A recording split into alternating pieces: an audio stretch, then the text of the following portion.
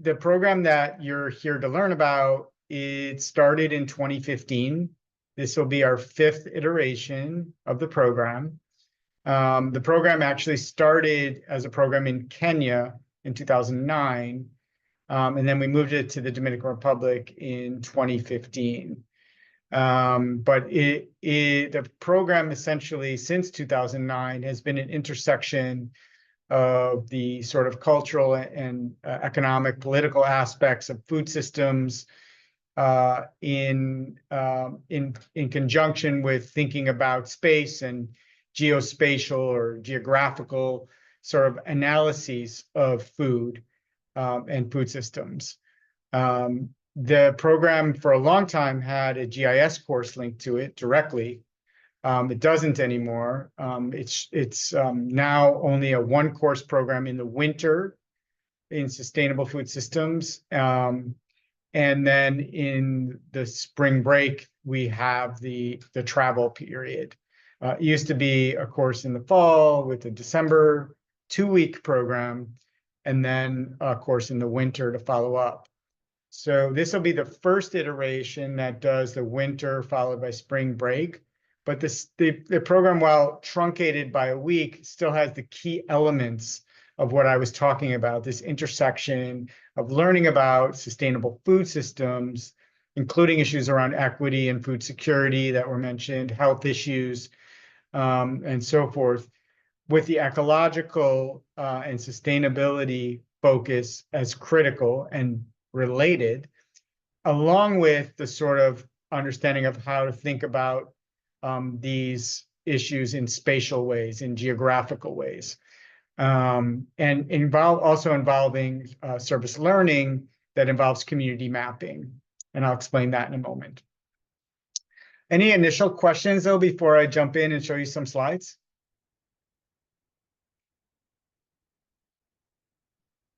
All right, then I will. Okay, let me see. I think I'm allowed to share. Yes, I am. Okay. All right. So let me pull this up.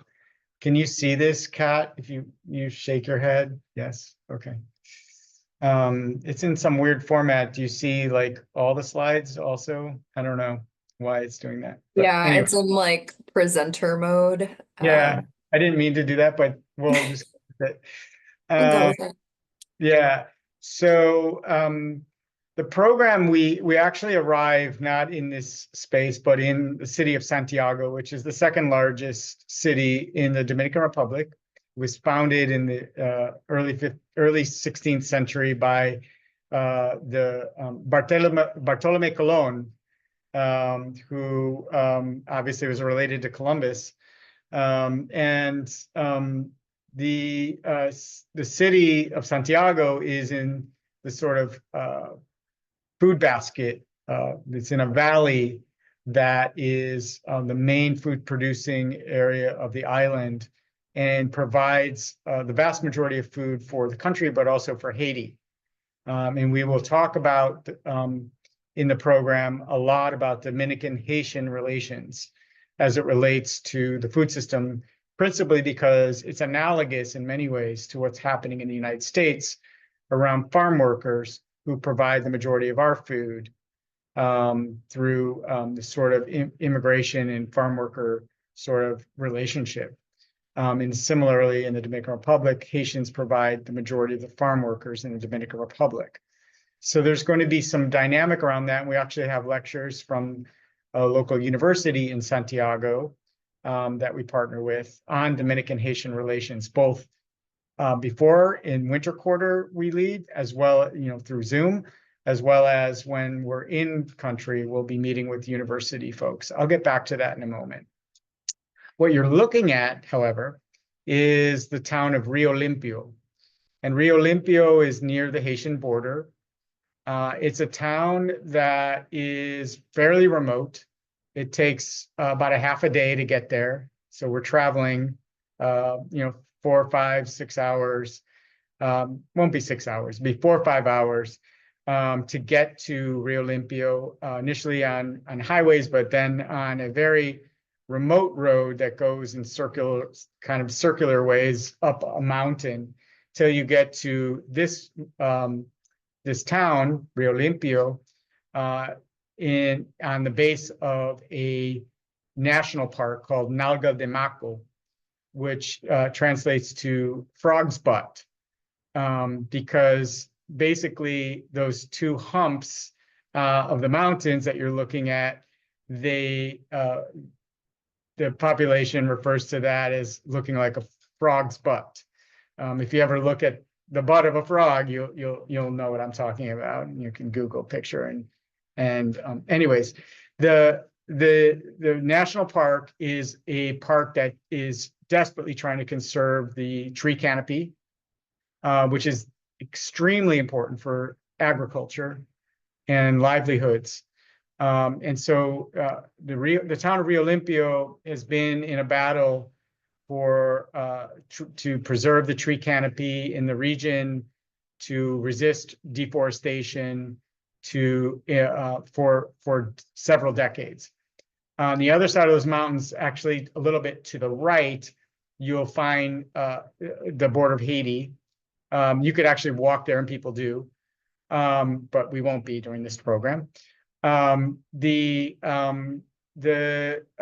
other side of the border is completely deforested. It's like the lunar landscape. And so this is the tension that exists ecologically, related to livelihoods, sustainability, global climate change, all those kinds of things. In this town exists a school that we partner with for the program, that is a sustainable agriculture high school. It's actually for advanced levels. So like I would be comparable to junior and senior year in high school, where students from across the country and from Haiti come to learn about growing food sustainably, and everything from how to prepare soils and beds for agricultural beds, to how to harvest and how to deal with waste, all those kinds of things.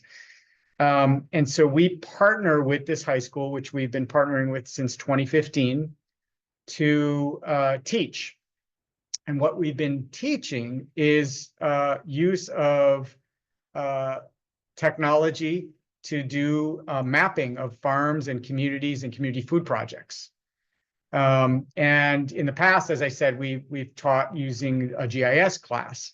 And so we've provided a number of resources, including access to ArcGIS, which is the software that's used at DePaul. It's a very expensive software. We provided that to the school, and we've taught this will be the 5th iteration of the program. For the first four iterations, we've been teaching GIS skills to the teachers and the students. So they're very aware of GIS at the school.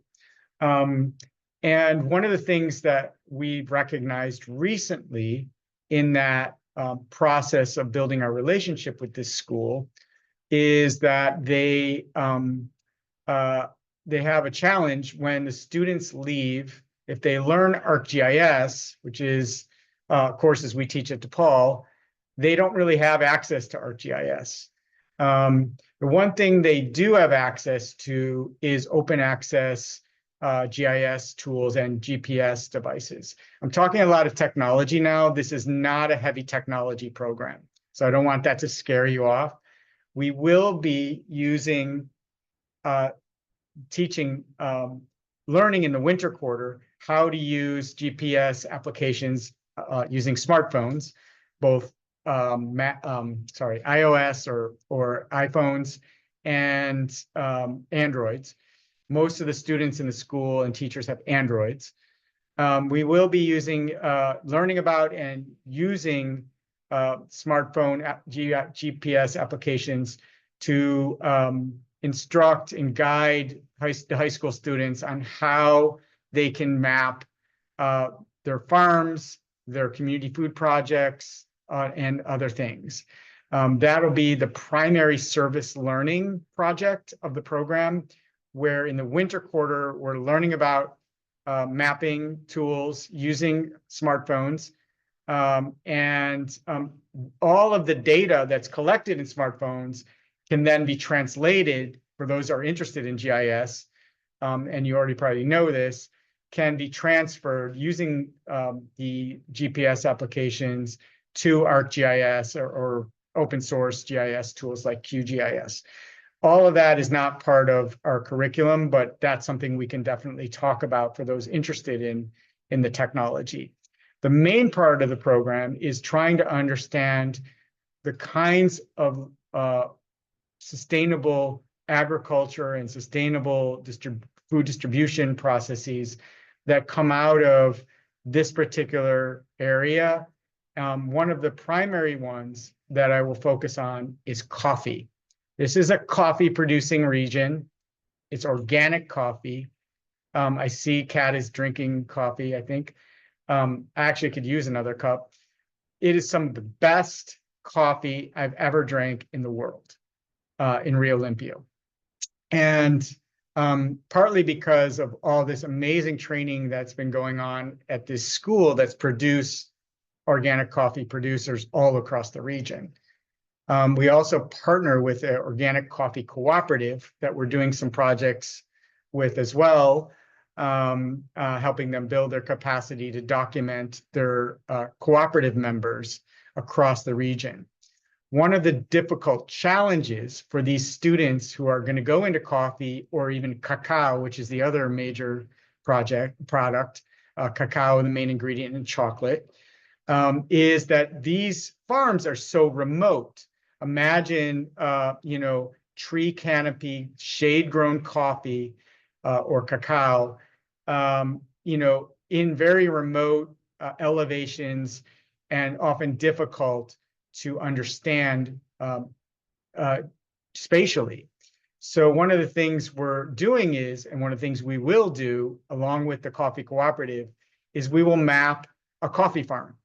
And one of the most interesting things that we'll find out when we're mapping that coffee farm is how important coffee is to protecting the tree canopy in these very vulnerable spaces. We've mapped coffee farms with students and then looked at it, using the satellite imagery that comes out of these maps, and seen how important it is in protecting the tree canopy when everything around the coffee farm has been deforested.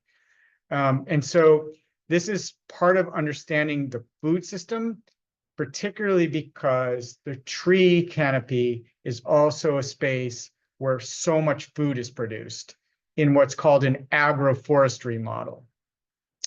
So we'll be learning about agroecology, agroforestry, the intersection of rural and urban food systems, how farmers in these types of spaces are critical for feeding people in cities and larger municipalities, and how important it is to protect the ecological resources and livelihoods that are being threatened by climate change and other kinds of forces that we'll be talking about. So I'm going to skip to the next slide.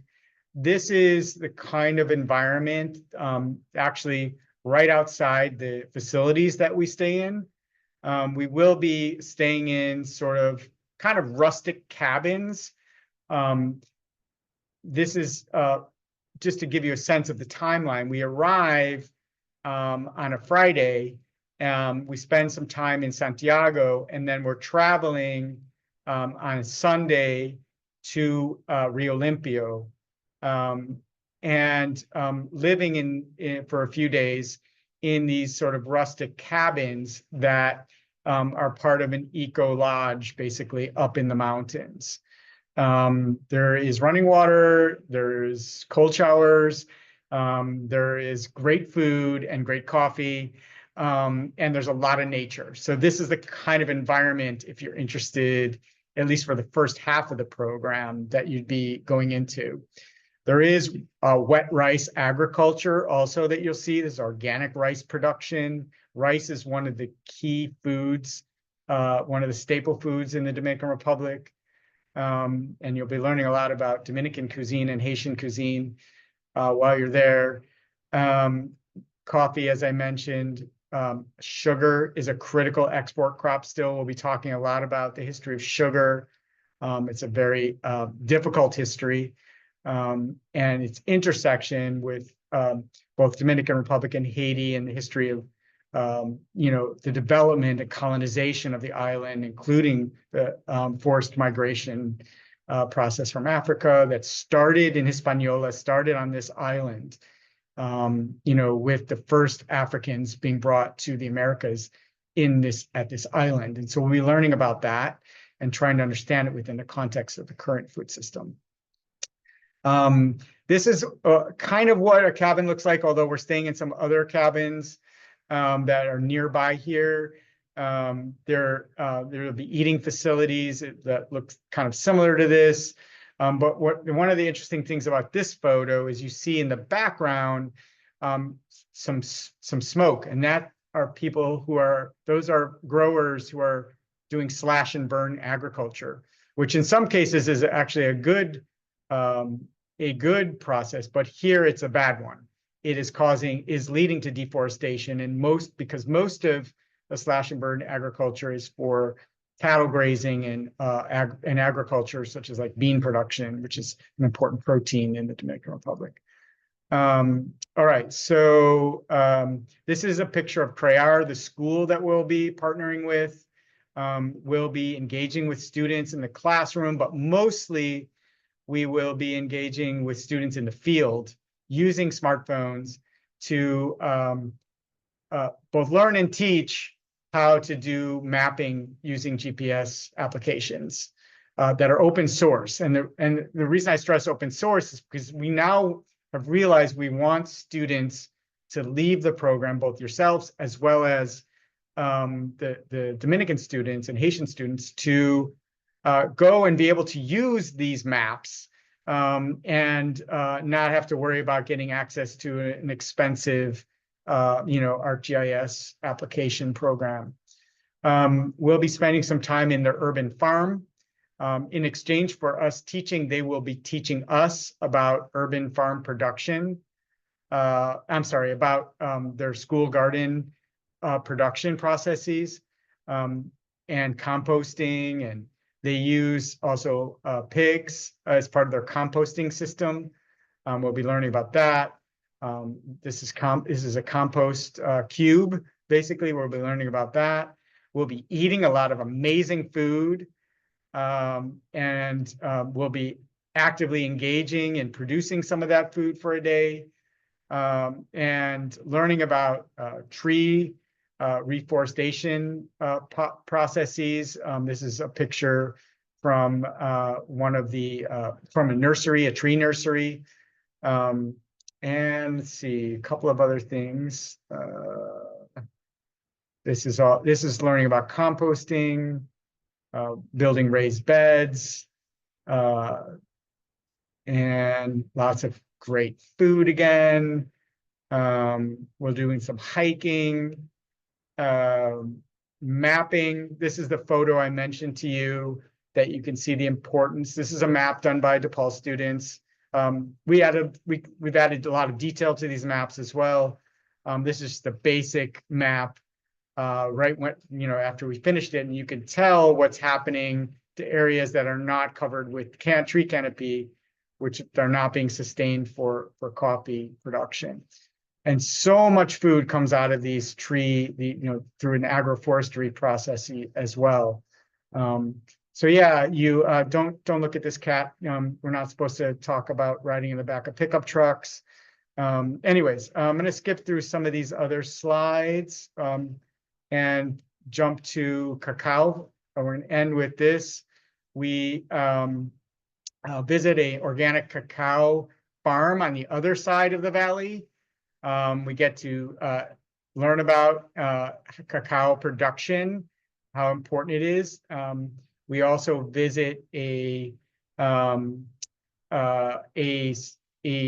cooperative made up of 10,000 small organic cacao producers.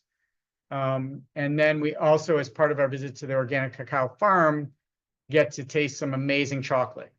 And you'll see that in the video if you watch it, where the students are tasting the chocolate.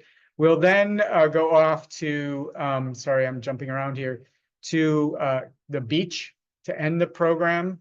Not only to spend some time on the beach and reflect on the projects and the work that we've done, but we'll also be visiting a partner of DePaul's called the Mariposa DR Foundation, which works to support Dominican girls and Haitian girls in helping them gain livelihoods and get into college and other kinds of sustainable work opportunities.